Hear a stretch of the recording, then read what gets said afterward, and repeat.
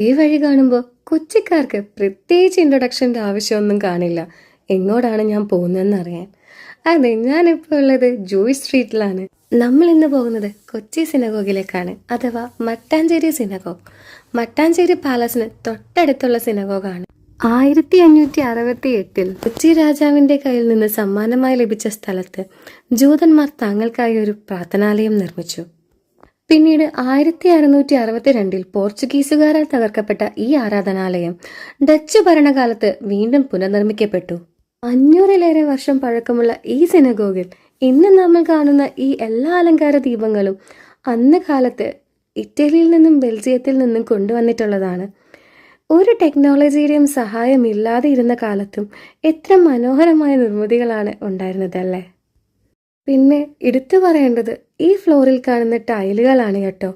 എല്ലാ ടൈലുകളും hand paint ചെയ്തതാണ്. അത് അന്ന് കാലത്ത് ചൈനയിൽ നിന്ന് കൊണ്ടുവന്നതാണ് കേട്ടോ. അതുകൊണ്ട് തന്നെ ഒരു ടൈലിന് ഐഡന്റിക്കലായിട്ട് വേറൊന്നും നിങ്ങൾക്ക് ഇവിടെ കാണാൻ സാധിക്കില്ല.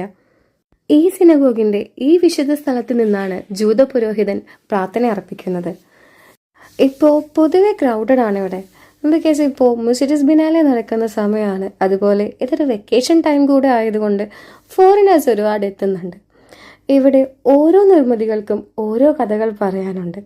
ഇതിന് ചുറ്റും ഒന്ന് കണ്ണോടിച്ചാൽ തന്നെ ചരിത്രം ഉറങ്ങിക്കിടക്കുന്ന പല കാര്യങ്ങളും നമ്മൾക്ക് കാണാൻ സാധിക്കുന്നതാണ്.